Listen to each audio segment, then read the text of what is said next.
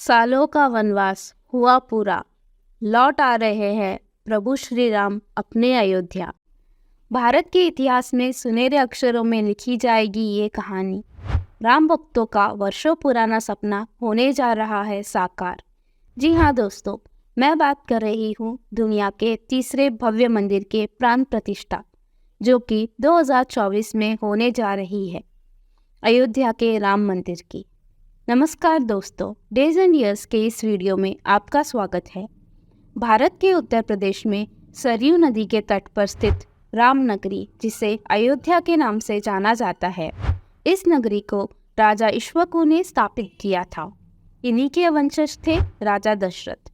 त्रेता युग में भगवान विष्णु के 8वें अवतार श्री राम ने महाराजा दशरथ और महारानी कौशल्या देवी के पुत्र के रूप में जन्म लिया था।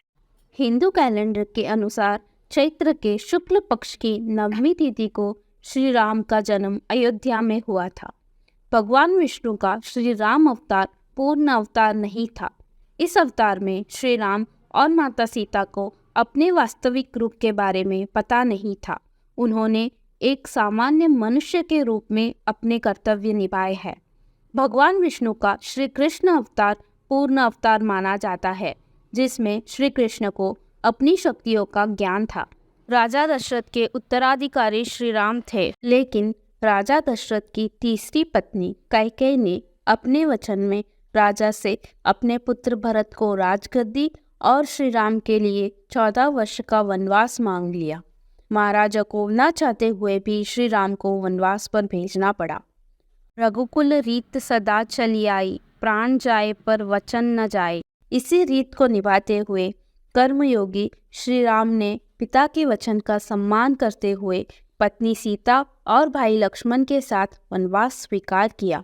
वनवास के दौरान कई सारी कठिनाइयों का सामना करते हुए श्री राम बहादुर योद्धा कहलाए और वानर सेना के साथ लंकापति रावण को हराकर माता सीता को बंदी मुक्त करवाया।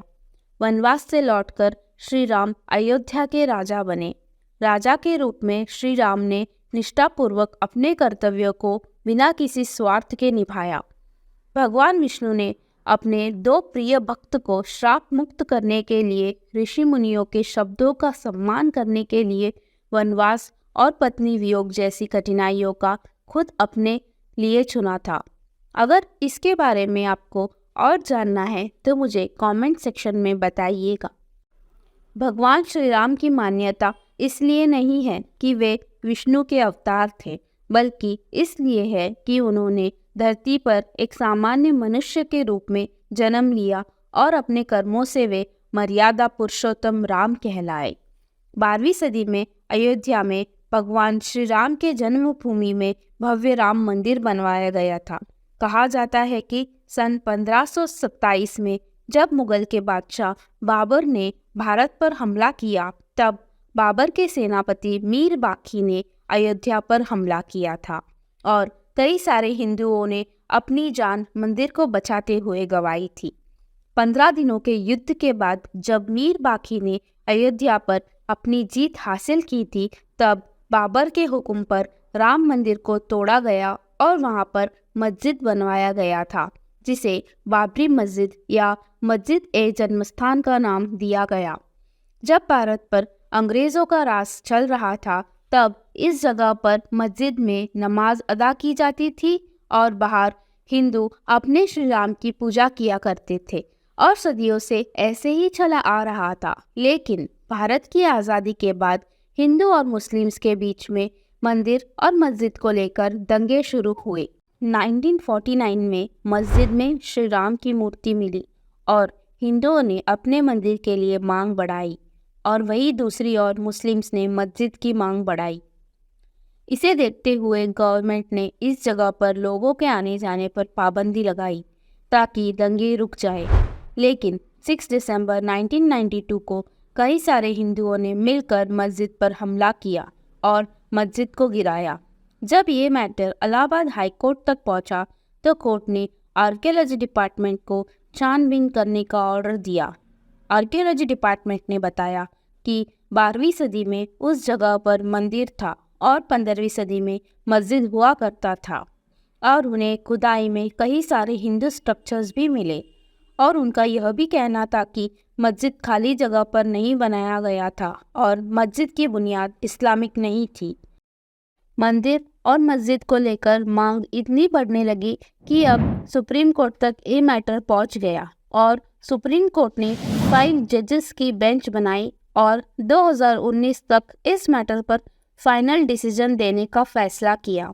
और आखिरकार 9 नवंबर 2019 को सुप्रीम कोर्ट ने अपना फाइनल डिसीजन दिया और इस जगह को फिर से राम मंदिर निर्माण के लिए सौंप दिया और मस्जिद बनाने के लिए अलग से 5 एकड़ जमीन देने का फैसला किया।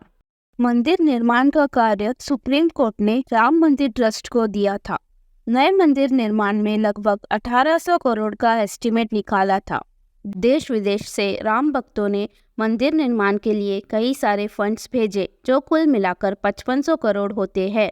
5 अगस्त 2020 को भारत के प्रधानमंत्री श्री नरेंद्र मोदी जी ने अपने हाथों से श्री राम मंदिर की नींव 40 किलो चांदी की ईंट से रखी। दरअसल बताया जा रहा है कि राम मंदिर का इतिहास हजारों साल तक मौजूद रहे, इसके लिए राम मंदिर के गर्भगृह की 200 फीट गहराई में टाइम कैप्सूल रखा गया है। इस टाइम कैप्सूल पर मंदिर का पूरा विवरण और इतिहास लिखा रहेगा ताकि भविष्य में जन्मभूमि और राम मंदिर का इतिहास पता चल सके। राम मंदिर के निर्माण में उत्तर और मध्य भारत की नागर शैली वास्तुकला का उपयोग किया गया है। मंदिर में 5 मंडप है। मुख्य गर्भगृह 20 गुना 20 फीट का अष्टकोणीय आकार यानी ऑक्टागोनल है जो भगवान विष्णु के 8 रूपों का प्रतीक है।